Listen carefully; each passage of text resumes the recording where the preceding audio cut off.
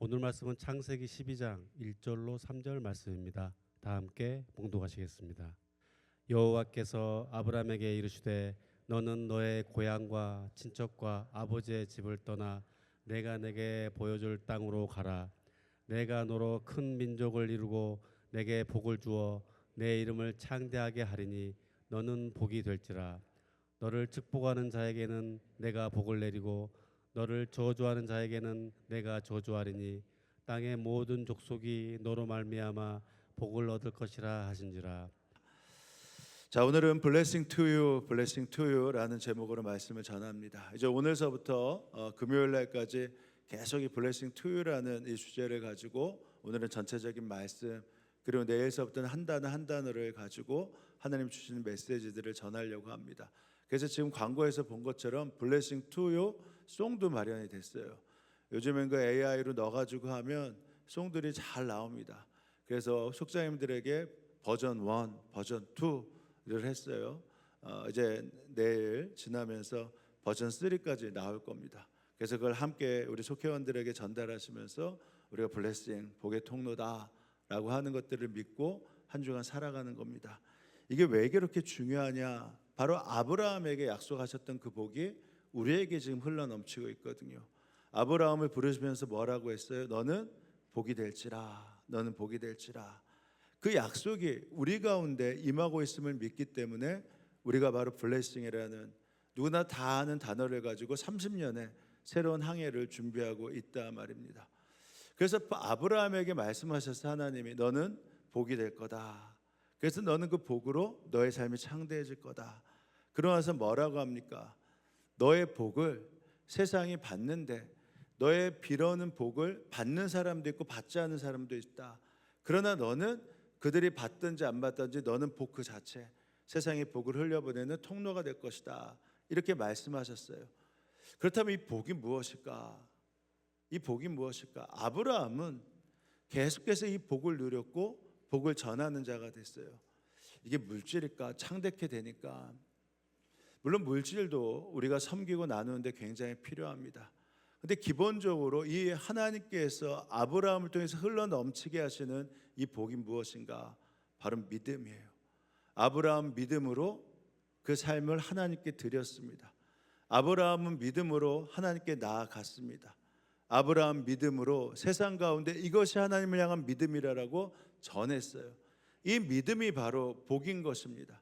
이 믿음이 우리 가운데 있고 우리 가운데 이 믿음으로 살아갈 수 있다면, 그렇다면 우리도 역시 복의 근원, 또 복의 통로가 될 수 있다라는 것이죠. 그래서 여기서 굉장히 중요한 게 있어요. 나한테 믿음이 있는데 이 믿음을 흘려보내지 않으면 어떻게 되는 줄 아십니까? 이 믿음이 썩어버려요. 자연 법칙이 어떻게 되죠? 물이 계속해서 고여 있으면 어떻게 됩니까? 썩어요. 그래서 물은 계속적으로 흘러 넘쳐야 합니다. 우리 가운데 이 믿음이 강화되고 계속해서 이 믿음이 커지기 위해서 반드시 가져야 될 게 뭐냐면 이 믿음을 전할 수 있어야 돼요.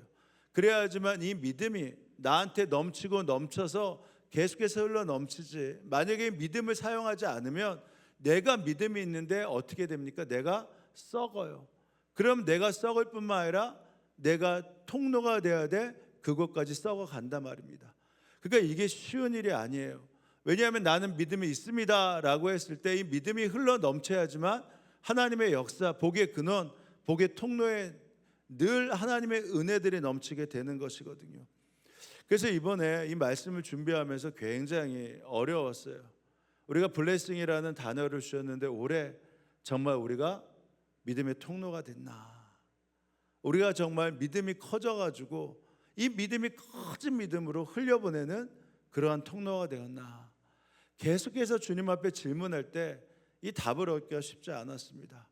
그래서 그냥 물었어요. 주님, 도대체 우리가 믿음, 복의 통로가 되어야 되는데 이 믿음을 잘 사용하고 있습니까? 그때 주님께서 우리에게 계속적으로 믿음을 사용할 수 있는 훈련을 우리가 계속해서 사용하고 있음을 보여주셨습니다. 그게 뭐죠? 첫 번째, 꾸준히 훈련을 계속하고 있잖아요. 뭐냐면 주님이 나와 동행하신다. 이것을 믿으면서 계속적으로 주님이 나와 동행하시기에 지금 내 경험과 내 지식과 내 상식으로 사는 것이 아니라 주님과 함께 주님을 향한 믿음으로 주님과 동행하면서 주님께 맡기며 살아갑니다. 이것들을 계속해서 우리가 지금 훈련하고 있단 말입니다. 왜? 우리가 복의 근원이니까. 두 번째가 뭐였죠? 믿고 선포한 훈련을 계속해서 하는 겁니다. 예수님을 믿는다면 예수님 앞에 간구하는 믿음도 굉장히 중요하지만 예수님과 더불어 함께 선포하며 나아가는 이 훈련이, 이 믿음이 우리 가운데 장착되어야 한다라는 것이죠. 그냥 예수님의 사람들은 저렇게 선포했어요, 예수님의 사람들은 저렇게 살았어요가 아니라 바로 내가 복의 근원이기 때문에, 믿음의 사람이기 때문에 이 선포하고 나아가는 이 믿음이 내 안에 실제화되어야 되는, 바로 그 축복을 누려야 한단 말입니다. 근데 이게 쉽지 않잖아요. 그렇지만 우리 가운데 이 믿음이 있어야 돼요. 시편 38편에 보면 다윗의 기도가 나오는데 거기에 다윗의 기도의 앞에 보면 이런 구절이 적혀 있어요. 다윗을 기념하시는 시. 다윗을 기념하시는 시. 다윗이 기념하는 것이 아니라 다윗을 기념하시는 시입니다. 다윗이 뭐라고 했냐면 이것을 나를 기념하는 시로 만들어, 이렇게 한 겁니다. 왜 이렇게 만들었을까요? 왜 이 시편이 다윗을 기념하실 수 있는 시가 될까? 여기에 역사가 있었기 때문이죠. 여기에 능력이 있었기 때문이죠. 너희들도 너희들을 기념하는 시를 만들라고 이 시를 우리에게 주신 것이죠. 그렇다면 이 시의 내용이 뭔가? 다윗이 지금 이 시를 보면 엄청난 어려움을 겪고 있습니다. 몸이 완전히 망가졌어요. 스스로 그 시편을 하나하나 학자들이 분석해 보면 그냥 종합병원이 아니라 오늘 내일 죽어도 그냥 누구도 뭐라고 하지 못할 그러한 상황 가운데 빠져 있습니다. 다 읽지 못하고 5절에 이렇게 나와 있어요. 내 몸의 상처는 골마터져 악취를 내니. 내 몸의 상처는 골마터져 악취를 내니. 지금 이 상황이 어떤 상황이죠? 몸이 완전히 다 염증이 생겨가지고 이것을 치료해도 낫지 않을 그러한 상황이죠. 그러니까 자기 상황이 지금 육신의 상황이 이렇다는 겁니다. 나의 어리석음 때문에 지금 내 몸이 이렇게 썩어 문드러져 가고 있습니다. 내 몸이 염증으로 가득합니다. 그것만 해도 살기 힘든데 6절이 뭐예요? 내가 아프고 심히 구부러졌으며 종일토록 슬픔 중에 다이나이다. 어디가 아픈지 모르겠는데 이렇게 허리를 펴지 못할 만큼 그러고 살 수밖에 없는 그러한 상황입니다. 자, 왜 그러냐? 이 몸이 완전히 망가져 있어요. 디스크인지 어떤 건지. 근데 7절에 보면 이렇게 나와요. 내 허리에 열기가 가득 차고. 이 육신 가운데 허리를 숙일 수밖에 없는 이 신장의 열이 가득해서 내 살이 상한 곳이 없는 겁니다. 온몸은 염증으로 하고 이렇게 허리를 똑바로 펴서 서지 못할 만큼 이 통증이 심해서 이렇게 살아갈 수밖에 없는 그러한 자신의 상황을 이야기해요. 그것뿐만 아니라 정신적으로 완전히 피폐해졌습니다. 8절에 보면 이렇게 나와요.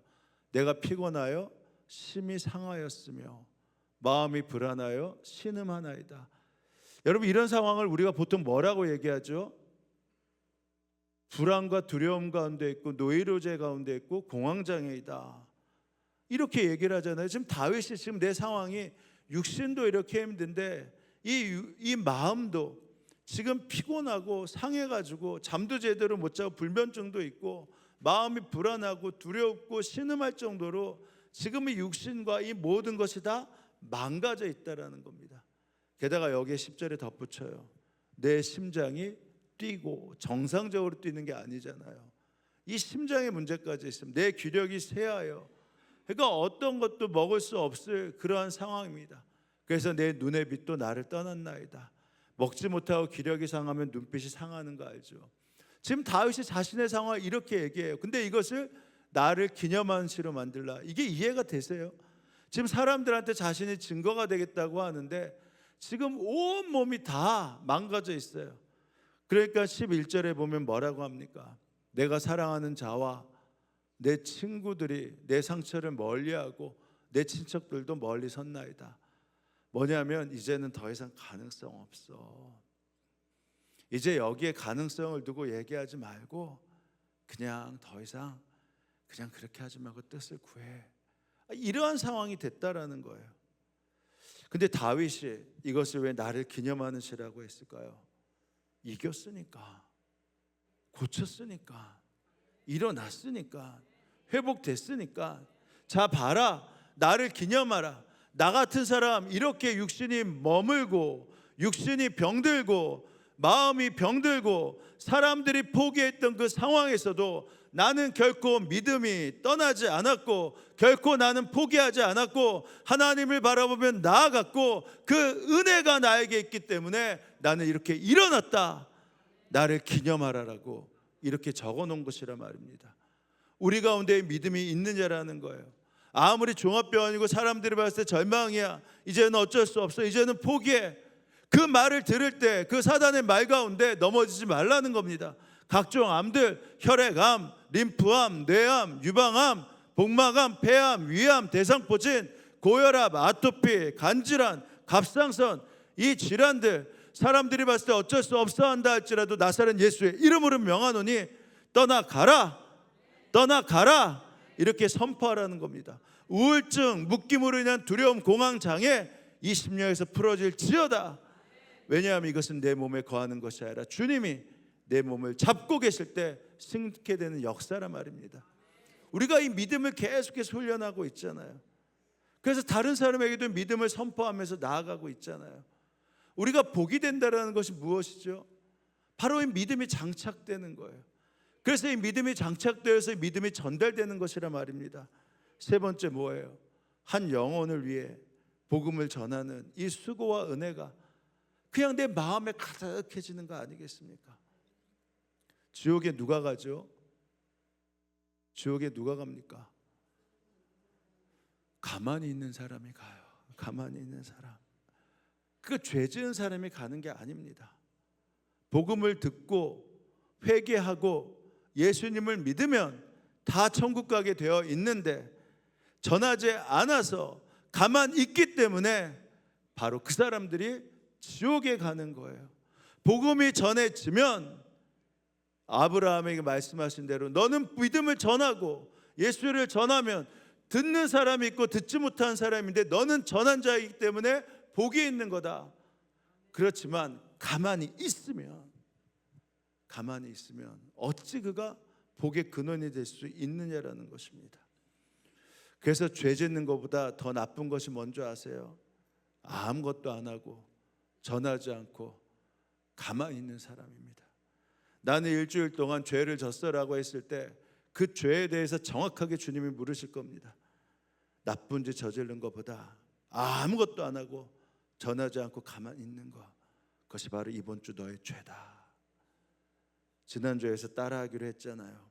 나를 통해 생명이 살아날 것이다. 나를 통해 죽음의 자리가 생명의 자리, 슬픔의 자리가 기쁨의 자리가 될 것이다.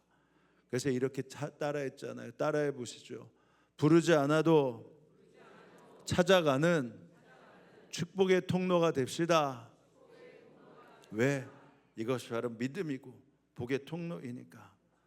그래서 주님이 계속 말씀하신 겁니다. 너희들이 블레싱이라고 한다면 이 믿음을 갖고 있어야 되는데 이 몇 주 동안 이렇게 말씀을 전하고 나아가도 이 믿음이 회복됐냐? 블레싱이 되려면 이 믿음이 있어야 되는데 이 믿음으로 나아가고 있냐? 이 증거가 있냐? 그러고 나서 기도하면서 우리 가운데 이제 믿음으로 사는 증거가 나타났나? 블레싱의 복이 넘쳐나는 우리 성도들이 있나? 아니 너는 지금 너 자신에게 블레싱의 복이 지금 가득 차서 이것이 전해지고 있나? 라고 하는데 대답을 쉽게 할 수가 없는 겁니다. 그래서 설교하는데 너무너무 힘들었어요. 근데 어찌됐든 간에 우리가 먼저 믿어야 될 게 무엇이죠? 아브라함을 복의 통로로 삼으셨다면 우리도 남아있는 이 믿음이 있단 말입니다. 아브라함에게 말씀하셨잖아요. 다시 한번 제가 읽어볼게요. 그는 하나님의 약속을 믿고 의심하지 않았습니다. 하나님께서 그를 하란 땅에서 보내셔서 가나안으로 부르셨을 때, 근데 가나안에 부르셔서 자손이 생기지 않았을 그때에도 그는 하나님의 약속을 믿고 믿음을 결코 사라지지 않게 했어요. 오히려 그 믿음이 갈수록 어떻게 됐다고요? 굳세어져서 그 믿음으로 누구에게 영광을 돌렸다고요? 하나님께 영광을 돌렸다. 사람들이 봤을 때 그의 남아있는 믿음이 전달되기 시작한 겁니다. 저 믿음으로 살아가는 거가 보이기 시작했다는 거예요. 그것이 바로 하나님의 영광이 되었다라는 겁니다. 그는 하나님께서 스스로 약속하신 바를 능히 이루실 것이라고 어떻게 했다고요? 확신하셨다. 확신하였다. 이것이 바로 믿음이에요. 성도 여러분, 우리의 영적 원리 똑같습니다. 복의 통로가 되는 것은요, 바로 물질을 주는 것, 그것도 중요하지만 이 믿음을 전하는 것, 믿음의 삶을 살면서 이 믿음을 전하는 것, 바로 이게 복의 통로의 시작이고 복의 통로의 약속입니다. 그래서 하나님을 정반 믿으면요, 은혜가 회복되고 그 믿음 때문에 감사의 역사가 나타나게 되어 있어요. 먼저 교회 사역할 때 일이지만 이런 경우가 있었어요. 중소기업 운영하시면서 사업을 꽤 크게 하셨죠. 근데 동료가 배신했어요. 그래서 결국은 본인이 90억이 넘는 부채까지 지게 돼서 교도소에 가게 됐습니다. 지금 아가페 교도소가 됐는데 그 당시에는 소망교도소로 불렸죠. 거기서 수감 생활을 하셨어요. 본인이 교회를 다녔지만 이 정도 되면 어떻겠습니까?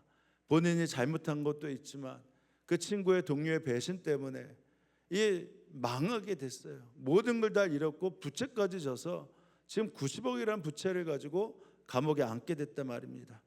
몸이 망가지지 않을 수 없겠죠. 그 사람에 대한 원망과 저주가 어떻겠습니까?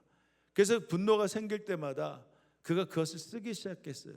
그게 자그마치 대학 노트 5권이 됐습니다. 5권이. 근데 제가 당시 교도소에 가서 말씀을 전할 기회가 많이 있었는데 갈 때마다 십자가 복음을 전하고, 그래서 우리가 얼마만한 죄인인가를 전하지 않았겠습니까?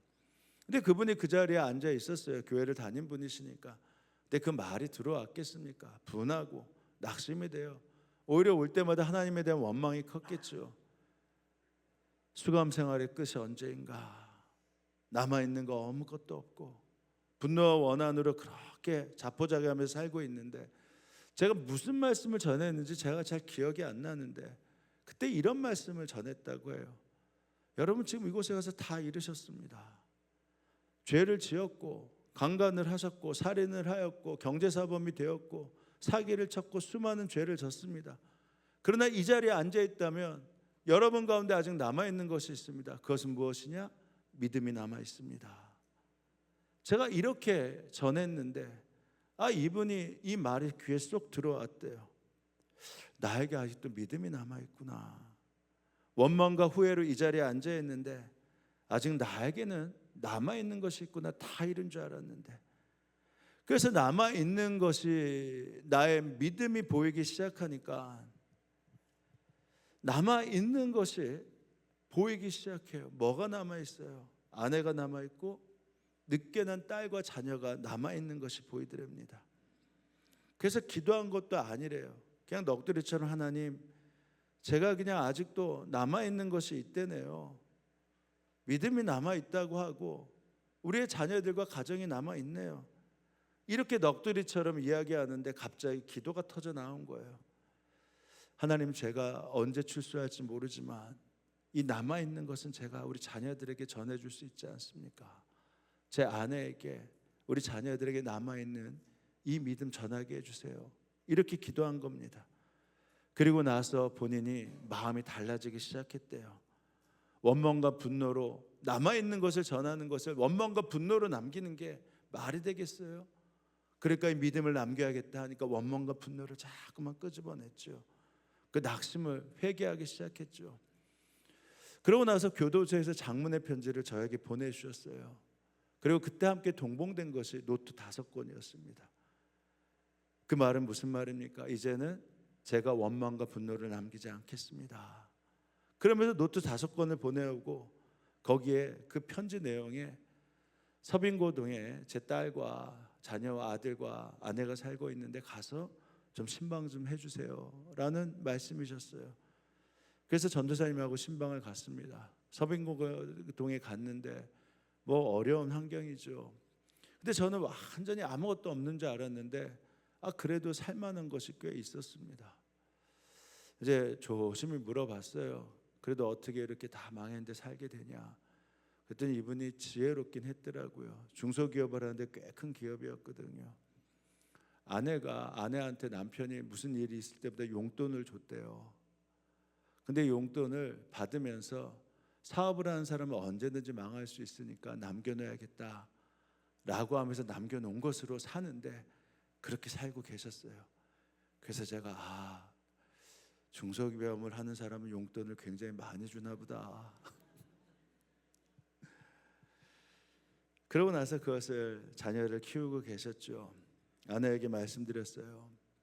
남편이 완전히 배신한 사람들 완전히 용서한 것은 아니지만 남편이 이것을 남기길 원치 않습니다. 불평과 원만을 남기지 않길 원합니다.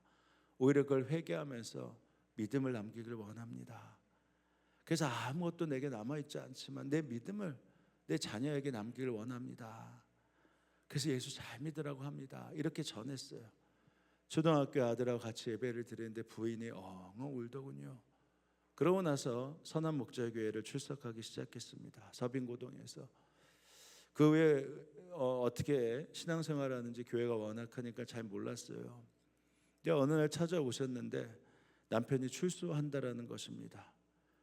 그 소명들이 입증되어서 가석방을 하게 된 거예요. 생각보다 일찍 가석방이 됐죠. 가석방이 됐다는 말을 듣고 신방을 원해서 신방을 갔어요. 어느새 아들이 중학생이 됐고 딸이 고등학생이 됐습니다. 근데 열심히 신앙생활하고 있어요. 정말 놀랄 정도로.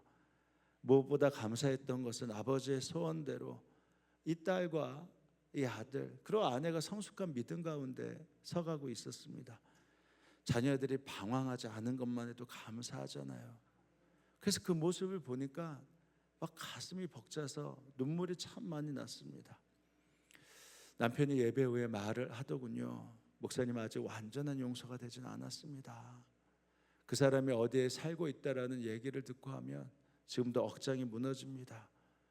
그러나 아내의 말대로 나는 죽고 예수를 살고 있습니다. 그리고 무엇보다 나 같은 아빠 밑에서 이런 믿음을 가졌으니 제가 원망하고 분할 것이 뭐가 있습니까?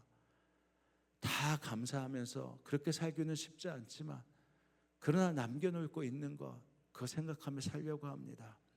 근데 제가 그때 답을 했어요. 아주 정색을 하면서 나 같은 아빠라니요. 왜 나 같은 아빠라고 말씀하십니까? 왜 자녀들이 교도소에 있는 아버지를 알면서도 삐뚤어지지 않고 부끄러워하지 않고 이런 상황을 원망하지 않으며 그렇게 믿음 있는 자녀가 된지 아십니까? 그랬더니 물으세요.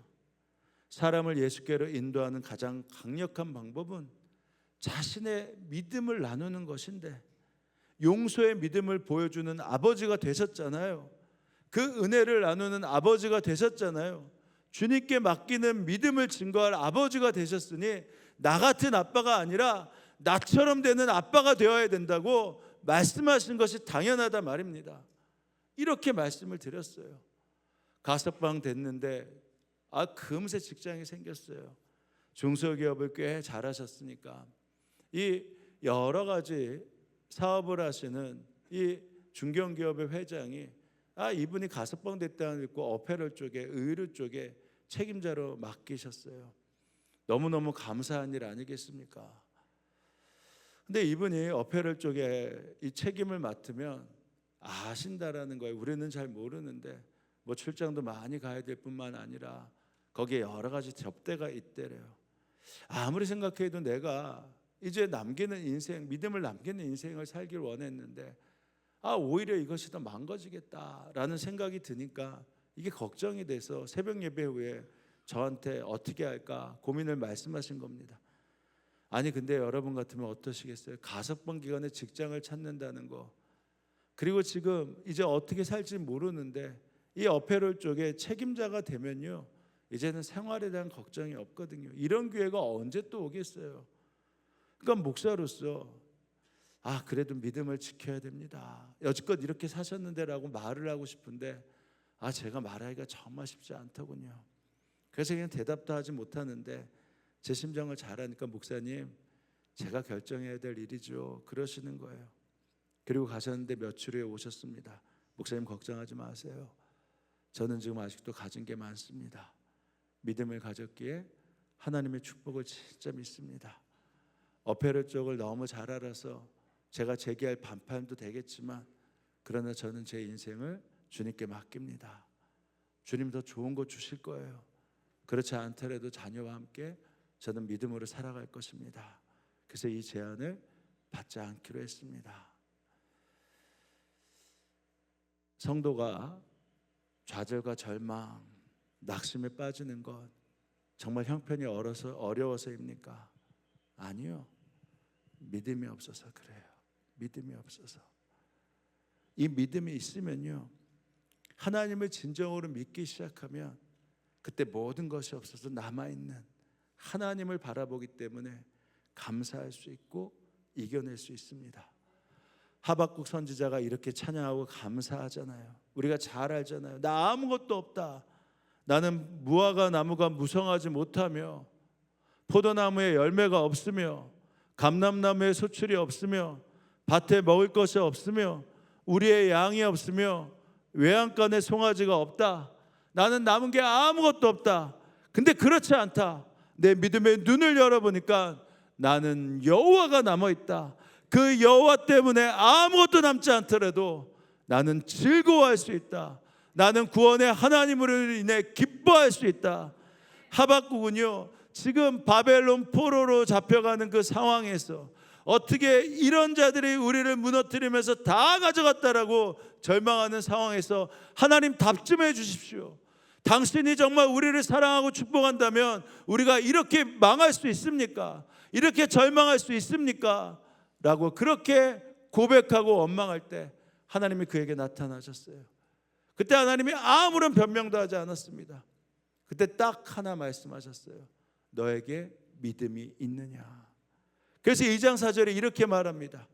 의인은 믿음으로 말미암아 살리라.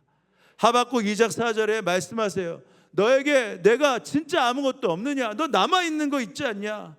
믿음 있지 않냐? 믿음이 있으면 다시 살아나는 것이야. 그때 하박국의 눈이 확 열렸어요. 3장에 보면 주여 수년 내 부흥을 허락해 주옵소서. 그러면서 이제는 내가 남아있는 것이 보이는 것이 아니야. 아무것도 사라진 것이 보이는 것이 아니라 남아있는 하나님만 바라보며 있다. 그래서 나는 기뻐하며 찬양하겠다. 이렇게 말을 할 수 있는 것이죠. 아브라함에게는 하나님이 남아 있었습니다. 하박국에는 하나님이 남아있는 믿음이 있었어요. 그래서 늘 언제나 하나님의 최선이 보이기 시작했던 것입니다. 장로님 한 분이 병원에 입원해서 검사를 받았다고 해요. 근데 그 검사 결과를 알려주는 의사가 이 차트를 이렇게 보면서 하는 말이 죄송하지만 최악의 경우를 대비해야겠습니다. 이렇게 의사가 말을 한 겁니다.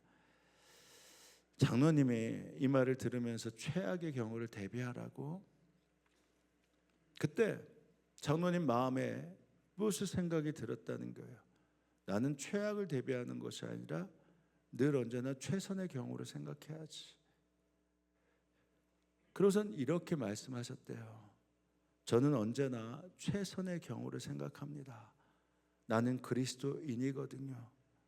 하나님은 모든 것을 합력하여 선을 이루신다고 말씀하셨습니다. 그러므로 나에게는 최선이 있을 뿐입니다. 그리고 웃으면서 말을 하니까 뭐 그 다음에는 이게 모르겠어요. 진짜인지 가짜인지. 의사가 차트를 놓칠 뻔했다. 여러분 그렇잖아요. 믿음으로 사는 사람, 그래서 늘 언제나 최선을 남길 수 있습니다. 복의 통로가 되는 게 바로 이거예요. 믿음으로 살면서 그 상황에서 아직 남아있는 것을 전하고 최선을 보기 시작하면 그러면 복의 통로를 바라보면서 그들이 바뀌고 변하는 것입니다. 그래서 믿음은 타고난 성품이 아니에요. 뭐 믿음이 있다, 저 사람 믿음이 타고난 성품이다, 아니요. 믿음은 자동으로 되는 것이 아닙니다. 믿음은 결단하는 거예요. 하나님 앞에 아직도 나에게 남은 것이 있다 라고 하면서 결단하고 나아가는 것입니다. 그럴 때 감사가 터지고 복이 흘러 넘치면서 변화되고 역사되는 일이 세상 가운데, 가정 가운데 펼쳐지게 되는 것입니다. 이 시간에도 그런 증인들이 많이 있어요. 세상에 이것이 믿음이구나, 하나님의 최선이 이것이구나라고 증거할 수 있는 증거들이 얼마나 많은지 모릅니다. 그 증거를 오늘 좀 먼저 간증하길 원하는데, 금요 성령 집회 때 오시겠지만 정성영 목사님 새일교회를 보면서 그 믿음을 보게 됩니다. 그 상황들을 좀 간증하고 여러분들이 먼저 듣길 원합니다. 그 전은영 원사님이 자세하게 간증하고 말씀해 주실 텐데 박수로 맞이해 주시기 바랍니다.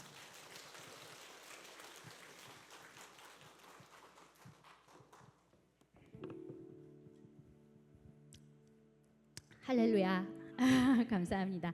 이교구 교구장 전은영 권사입니다. 제가 오늘 이 자리에 선 것은 제가 2년여 교구 식구들과 함께 국내 단기 선교로 섬기고 있는 세일감리교회를 통해 받은 은혜와 감동을 함께 나누고자 서게 되었습니다. 목사님께서 예배 시간에도 종종 소개해 주시며 말씀해 주시기도 하셨는데, 이 세일교회는 작년에 저희 이교구가 섬기기로 작정되어 있던 교회가 아니었습니다. 저희는 사실 행복한 제주와 교회를 이 교구가 섬기려고 했는데 갑작스럽게 그 교회 내부 사정으로 취소가 되었습니다. 그래서 저희가 한 달여를 남긴 다른 교구는 다 정해져 있는데 저희는 어쩔 줄 몰라 발을 동동 구르는 사이에 제가 오 목사님께 갑자기 찾아가서 어떻게 하면 좋을까요? 했더니 오 목사님이 정선에 카지노 도박 중독자를 섬기기 위해 내려가 계신 동기 목사님이 이야기를 해주시면서 그쪽으로 단기 선교 섬겨보시면 어떻겠냐고 추천해 주셨습니다. 제가 또 친정이 강원도 정선입니다. 그래서 이거는 준비해 주신 건가라는 기대를 가지고 그곳을 섬기기로 했습니다. 세일교회는 저희가 작년에 방문했을 당시에 예배당도 없이 사진에 보듯이 교회 권사님이 펜션을 하고 계신데 거기 옆에 공터를 빌려서 산 밑에 저렇게 비닐하우스 천막 교회를 지어서 저기 내부에서 예배를 드리고 있었습니다. 저기가 저런데요. 사실 목사님이 가장 안타까워하시던 게 저 비닐하우스 교회라서 기도 소리를 통성으로 할 수가 없대요. 기도를 크게 하면 동네 주민들에게 피해가 가서 그게 내내 저기서 예배하면서 가장 마음이 아팠고 큰 소리로 하나님을 부르지 못한 그게 내내 너무 아쉬웠다고 말씀을 하셨었어요. 말로만 듣던 천막교회에 들어섰을 때 저희는 누가 시키지도 않았지만 조용히 의자에 앉아 이 교회를 향하신 하나님의 크신 계획이 기대하며 기도드렸습니다. 저건 작년 저희 이교구가 함께 갔던 모습이고요. 세일교회를 향하신 하나님의 계획을 지금부터 조금 말씀드려보도록 하겠습니다. 세일교회 담임이신 정성현 목사님이 기도하던 중 강한 임재 가운데 청룡사라는 저기 보시면 작은 개인이 하는 사찰이에요. 저 청룡사를 보여주시면 주가 쓰시겠다 하라 라는 말씀을 받고 너무나 얼토당토하는 그런 이야기인 것 같으면서도 근데 하나님이 너무 선명하게 말씀을 주셔서 어쩔 줄 몰라 하며 4개월 동안 성도님들과 기도하며 심사숙고하던 중 더 이상 하나님이 기다려주시지 않으시고 책망을 하셔서 이제는 가봐야겠다. 하나님이 주신 말씀이기에 담대히 나가서 하나님의 말씀을 전해보자. 그래서 사모님과 함께 큰 마음을 먹고 혼자는 도저히 못 가시겠더래요. 그래서 사모님과 아기가 돌진한 아기가 있었는데 그 아기 손을 잡고 거기를 가셨더랍니다. 찾아가서 첫날은 갔는데 도저히 입이 떨어지지 않아서 저 스님이 혼자 계시기에 너무 심심하셨나 봐요. 2시간 동안 본인이 어떻게 살았는지 인생사를 열심히 말씀해 주셔서 그거를 열심히 듣고 발길을 돌리셨다고 합니다. 집에 돌아와서 마음의 무거움은 어떻게 주체가 안 되고 그래서 바로 다음날 기도하고 사모님과 다시 가셨다고 합니다. 가셔서 제가 사실 이 동네에 교회 사역하고 있는 목사인데 제가 하나님이 주신 말씀이 있어서 찾아왔다고 하시면서 주가 쓰시겠다 하라 이 말씀을 꼭 좀 전해야 될 것 같아서 이렇게 왔습니다. 말씀을 하시면서도 마음에는 소금을 뿌리면 어떨까, 어떻게 하나, 욕을 하면 어떡하나 5만 가지 걱정이 있었지만 그럼에도 불구하고 하나님이 인도하심을 또한 굳게 믿음으로 그 자리에 섰다고 하셨습니다. 네, 그렇게 말씀을 드렸더니 주가 쓰시겠다 하라라고 말씀했더니 정말 의외의 반응을 하셨습니다. 스님이 뭐라고 하셨냐면, 아, 목사님 계시 받으셨네요, 이렇게 말씀하셨다는 거예요. 그래서 이건 또 무슨 말일까. 사실 알고 보니까 이 스님이 20대 시절에 신학교를 6개월을 다니다가 사주 역학에 빠지셔갖고, 예, 불구학 대학을 가서 지금 저렇게 사찰을 하시는 스님이 되셨다고 하셨습니다. 네, 이 과정 중에 파시겠다고 물었더니 네, 파신다는 결정은 되셨는데 그건 너무 감사하고 감사했는데, 네, 목사님이 작은 교회 25명 남짓한 성도를 저 시골 강원도에서 섬기고 있는데 그 3억이라는 돈이 모여질 리가 너무나 얼토당토 않죠. 그래서 시간이 그렇게 1년 6개월이 지났다고 합니다. 그 시간 동안 목사님이 원망도 하고 도대체 이렇게 선명하게 주셨으면서 왜 이게 일이 진행이 안 될까요? 뭐 이런 원망도 해보시고, 그럼에도 불구하고 하나님이 너무나 선명한 말씀을 주셨기에 기다리셨다고 합니다. 그러던 어느 날 올해 여름, 네, 8월경에 14만 구독자를 가진 롬팔28이라는, 네, 여기 화면에 보이시는 저 여진구 갓피플 대표님이 MC로 있는 저기 유튜브 채널에 나가게 됐다고 하십니다. 근데 이 나가게 된 계기도 정말 갑자기 저 방송을 찍기 위해서 테마가 있었는데 그게 갑자기 취소되면서 대타가 필요한 상황이었대요. 그래서 저 옆에 한창수 목사님, 저 엠마옥교회, 네, 말씀 암송학교를 하고 계신 저 한창수 목사님, 그 학교에 우리 정석영 목사님이 잠깐 다녀서 우리, 네, 도박 중독자들을 살리는 길은 말씀 암송밖에 없다, 그런 마음을 가지고 저기 한창수 목사님이 계신 말씀 암송 학교에 다니셔서 이 내용을 다 알고 계셔서 저 여중구 MC께서 한창수 목사님한테 이제 물어봤대요. 혹시 주변에 여기 함께 하면 좋을 분이 추천해달라고. 그래서 갑작스럽게 정석의 목사님이 추천이 되어가지고 정선에 계시다 갑자기 불려서 서울에 오셔가지고 저렇게 방송을 찍게 되었다고 합니다. 근데 더 놀라운 것은 이 롬828 유튜브 영상이 9월 2일 날, 네, 나갔습니다. 근데 10일 만에 스님을 찾아가 계약을 가능했다고 합니다. 전국에서 또 해외에서 1,500여 분 이상이 기도와 재정으로 섬겨주셔서 그 모든 것을 가능했다고 합니다. 네, 계약하고 그 다음 주 제가 사실 친정을 갈 일이 있어서 다니러 가면서 목사님 부부를 만나러 갔습니다. 가는 김에 저희 교회 여성교회에서 작년에 열무김치 팔고 해서 모아진 돈 100여만 원을, 예, 선교연금으로, 예, 드리려고 갔는데요. 제가 목사님 그 유튜브 영상을 볼 때부터 이렇게 가슴이 콩닥콩닥콩닥 뛰고 어찌 그리 흥분되고 내일인데 기쁘고 감사한지 말로 표현이 안 되는 들뜬 마음을 경험할 수 있습니다. 이게 하나님이 하시는 일에 제가 잠깐 발을 디뎌서 함께하는 그 사람, 성령의 충만함을 그때 잠깐 느껴봤습니다. 너무 좋아하는 제 모습 부끄럽습니다. 네. 다음 사진 보여주세요. 예, 10월 25일 지난 얼마 2주 전이죠. 롬828을 통해 함께 해주신 200~300명이 모여 초청 예배를 저렇게 드렸다고 합니다. 또 초청 예배 드린 공간이 아까 보신 법당이 다 밀리고 그 위에 자갈을 깔고 공터에서 드리게 된 거예요. 올해는 이교구 상구교가 함께 국내 단기 선교를 세일교회로 다녀왔습니다. 다녀오신 모든 분들이 마음의 은혜를 한가득씩 안고 돌아오셨고, 하나님이 일하고 계신 그 모든 상황들을 함께 볼 수 있음이 더할 나위 없는 감사이고 감사임을 모든 분들이 고백해 주셨습니다. 작년에도 올해도 다녀온 이후로 마음을 모아 선교헌금을 연말까지, 예, 보내고 있습니다. 하나님이 일하고 계신 곳에 물떠온 하인되어 살아계신 하나님을 경험할 수 있어 너무나도 감사하고 기대되는 시간들이었습니다. 네, 마지막으로 교회로 준비되어지고 있는 무너진 청룡사 사진, 위에 법당들이 다 사라지고요, 앞에 공터가 이렇게 생겼습니다. 저기에, 네, 하나님의 집이 세워질 것입니다. 네, 네. 이 땅에 우상이 저렇게 무너지고 하나님의 집이 다시 세워지고 있는 그 현장에 계신 정석영 목사님이 이번 주 금요 성령 집회에 오십니다. 다 함께 오셔서 제가 말한 것보다 더 큰 간증을 들으시고 하나님 여전히 시퍼렇게 살아서 역사하고 계심을 우리 모든 성도들이 함께 누렸으면 정말 좋겠습니다.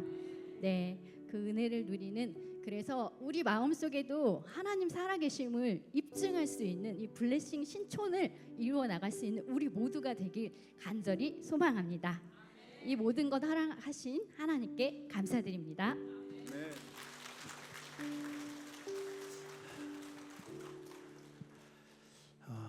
우리가 물도원 하인이 되는 것, 우리가 믿음으로 살아가는 것, 이게 바로 증거입니다. 아마 정성현 목사님께서 말씀하실 때 그 하나님의 역사, 복의 통로가 흘러가기 시작한 게 바로 저희가 함께 기도하기 시작했고, 저희가 함께 가기 시작했고, 저희가 함께 섬기기 시작한 겁니다. 그러면서 하나님의 역사가, 하나님이 주신 일들이 바로 믿음의 역사로 주가 쓰시겠다는 그 놀라운 기쁨으로 만들어진 것이죠. 그래서 그곳에 갔을 때 하나님의 역사들이 아마 엄청난 은혜 가운데 있을 겁니다. 이게 바로 복의 통로예요. 사랑하는 여러분, 이제 말씀 마칩니다.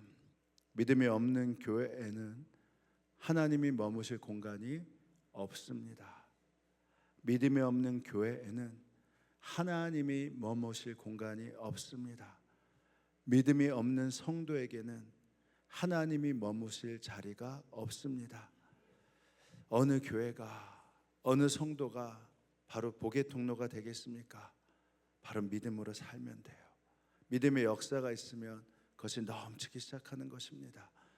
이제 내일부터도 계속 블레싱 신촌, 이것을 가지고 우리가 복의 통로가 되는 은혜와 역사를 나누게 될 것이고, 믿음의 결과인 감사를 우리가 회복하는 시간을 갖게 될 것입니다. 그리고 다음 주 주일날 블레싱 이제 전도 축제를 하면서 믿음의 결과는 바로 선교와 전도 역사로 이루어지는데, 바로 그 현장을 저희들이 경험하게 될 것입니다. 사랑하는 성도 여러분, 물질도 믿음으로 준비하십시오. 상황과 현상이 아니라 올해 블레싱의 축복으로 물질을 준비하십시오. 그리고 블레싱의 축복으로 복음을 전하십시오. 그때 하나님께서 우리에게 약속하시는 복의 통로의 은혜들, 약속들을 마음껏 허락해 주실 것입니다. 감사의 끝은 복음입니다. 감사의 완성은 선교와 전도입니다. 바로 이 추수감사절 주간 하나님이 주시는 복의 은혜와 약속들이 마음껏 누려지는 사랑하는 성도 여러분 되길 주님의 이름으로 축원합니다.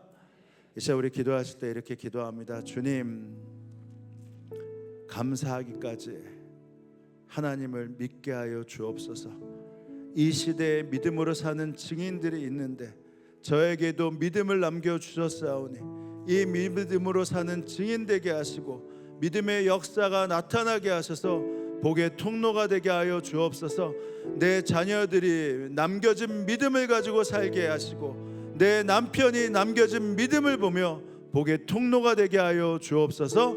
이 시간 우리 함께 기도하며 나아갑니다. 기도하시겠습니다. 아버지 하나님 감사합니다. 하나님께서 주님 이 시대의 믿음을 사는 증인들, 주님 아버지 그 축복의 통로로 우리들을 삼으시니 감사합니다. 주님 아버지 감사하기까지 하나님을 믿는 것이 아님을 합니다. 주님 아버지 복의 통로가 되게 하시고 이 복을 통해 흘러넘친 은혜를 더하여 주옵소서. 믿음을 사용하게 하시옵소서. 믿음을 사용하여서 그들이 받든지 안 받든지 믿음의 증거 되게 하시고 믿음으로 살아가는 축복의 통로 되게 하시고 믿음이 흘러보내는 하나님의 약속이 되게 하여 주옵소서. 그냥 주님 아버지 머물게 하여서 주님 아버지 머물게 하여서 오히려 썩어가는 자가 되게 하여 주님 흘러넘치게 하여서 하나님의 복과 하나님의 은혜와 하나님의 능력과 하나님의 약속들이 마음껏 넘칠 수 있도록 주님 함께하여 주옵소서. 우리가 주님이 썩어넘치는 자 되길 원합니다. 원치 않습니다. 믿음만 갖는다고 주님 앞에 고백하며 살지 않길 원합니다. 아버지 하나님 함께하시고 하나님의 능력을 더하시옵소서. 은혜와 사랑이 충만하신 하나님, 우리 신촌교회가 30년의 항해를 새롭게 시작할 때 블레싱, 이제 정말 세상에 복의 통로가 되어야 한다고 말씀하셨습니다. 복의 통로가 되기 위해서는 물질도 필요하고 섬김도 필요합니다. 그러나 주님, 오늘 말씀을 통해 우리에게 가장 필요한 것이 믿음이라 말씀해 주시니 감사합니다. 믿음이 없으면 하나님을 기쁘시게 못하고, 믿음이 없는 교회에는 하나님이 머무실 공간이 없을 것이고, 믿음이 없는 성도에게는 하나님이 머무실 자리가 없을 것입니다. 주님 아버지, 믿음을 내 안에 가두어 놓으면 결국은 썩어서 나도 죽고 세상도 죽게 될 것입니다. 주님, 믿음이 없으면 하나님의 최선을 기대할 수 없기에 감사가 막히고, 은혜가 막히고, 복음 전파가 막히고, 선교가 막히고, 하나님의 역사가 막힘을 압니다. 그러니 주님, 아브라함처럼 믿음을 달라 구하지 않게 하시고 믿음으로 살 수 있는 은혜와 결단을 더하여 주옵소서. 하나님의 약속을 의심하지 않고 믿음의 삶을 훈련하게 하시어 더욱 굳센 믿음으로 살아가게 하여 주옵소서. 이 추수감사절 우리가 믿음으로 구원받는 그 영혼의 추수를 경험하게 하시고, 믿음으로 물질을 드리며 아버지 믿음의 삶이 무엇인지를 증거로 삼게 하여 주옵소서. 우리 자녀들 가운데 수험생 많이 있습니다. 하나님, 이들을 끝까지 붙잡아 주옵소서. 북한을 위해 기도합니다. 서로의 체제를 인정하는 불안정한 평화가 아니라 모든 사람에게 자유가 선포되는 자유민주주의 체제로의 통일이 반드시 준비되게 하여 주옵소서. 이를 위해 억류되어 있는 우리 선교사님 목사님들 속히 석방되게 하시고, 이제 중국에도 억류되어 있는 가정교회 지도자들 속히 석방될 수 있도록 당신의 손을 넓게 펴 주옵소서. 우리 선교사님들을 보호하여 주시고, 오늘도 감사함으로 허락하신 것의 일부를 떼어 봉헌합니다. 주님, 우리의 예물을 받아 주옵소서. 감사드리며 예수님의 이름으로 기도합니다. 아멘. 우리 다 함께 자리에서 일어나시겠습니다. 나에게 먼저 축복하는 겁니다. 믿음으로 복의 통로가 되겠습니다. 우리 옆에 분들을 축복하면서 합니다. 추수감사절 감사의 열매를 함께 거둡시다. 아멘. 자, 우리 찬양하며 나아갑니다. 모든 것이 감사입니다.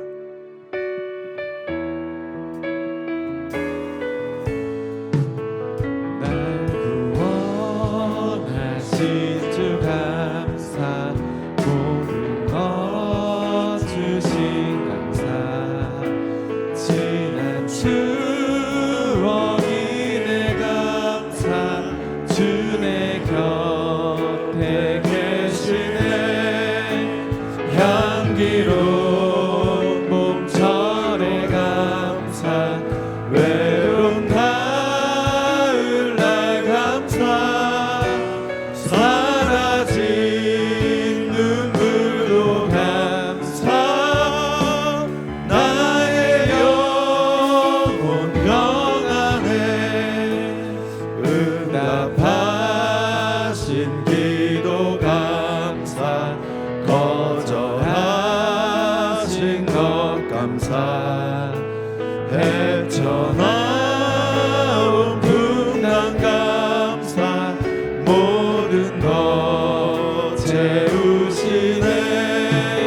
아픔과 기쁨도 감사, 절망 주위로 감사, 증량 못할 은혜 감사, 그 신사랑 감사해.